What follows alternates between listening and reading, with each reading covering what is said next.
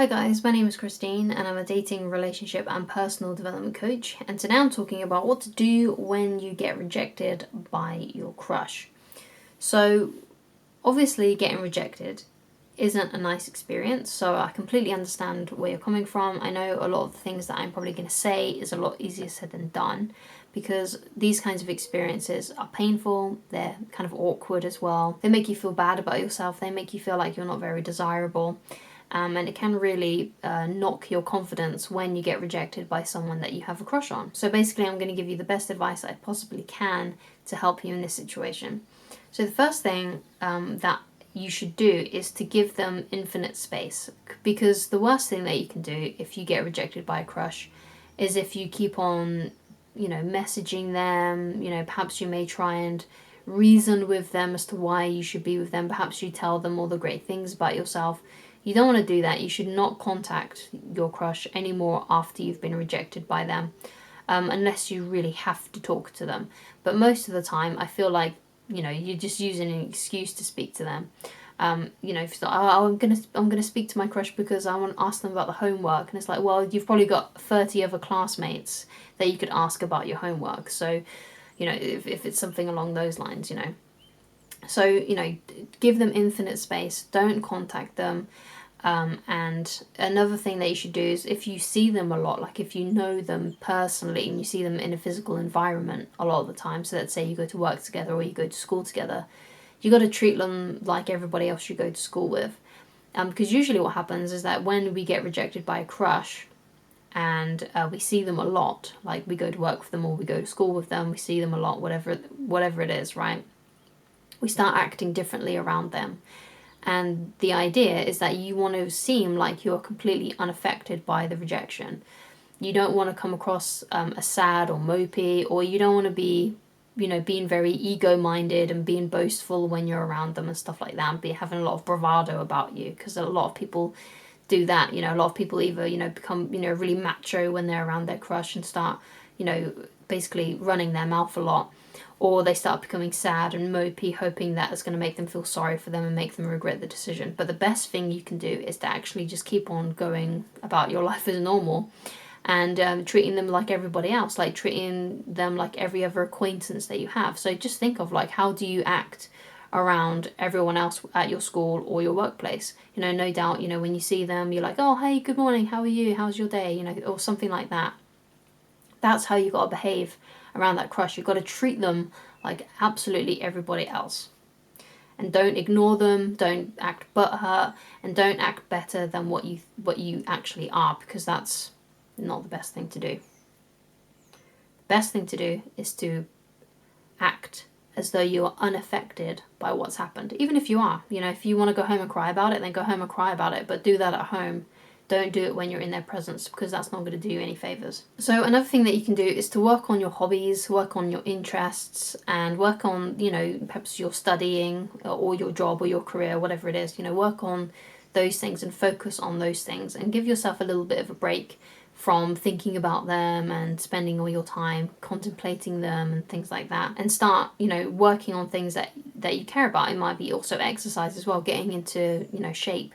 Because that's something else that can really, really help you. That of course, there's that mind-body connection. Like if you take care of the body, then that really helps the mind. And if you think nice things in your head and you think positively, have time to relax, that also helps the body as well, the mind-body connection. If you're interested in figuring out how to stop procrastinating, how to have more inspiration, how to achieve your goals outside of your romantic relationships, and I highly recommend that you go to my actual personal development channel, which will be up in the corner here. So another thing that you can do when your crush rejects you is kind of transmute that pain and suffering that you're feeling into something creative, or into a project, or into your work, or into your exercise regime, because a lot of people keep it inside them, and that kind of hurt, kind of like poisons you in a way, shall we say. Like it poisons your mindset, it poisons your thoughts and feelings about the world, and you shouldn't keep it stuffed in.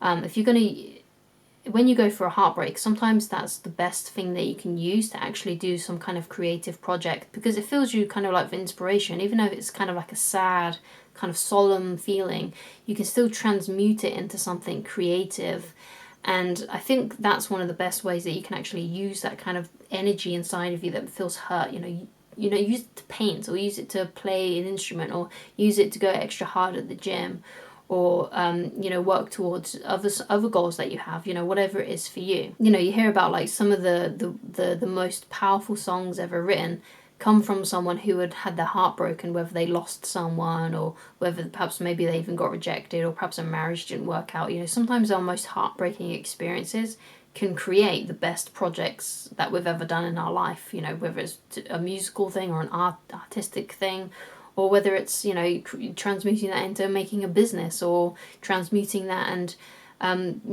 being able to create a body that we're really proud of and happy about. You can use that suffering to a more positive way, and use it as inspiration, as opposed to allowing it to fester inside of you and poison you. Another thing as well is that at least now, like if you asked your crush out and they rejected you, or you told them how you felt about them and they didn't reciprocate the feelings, at least now you know how they feel about you.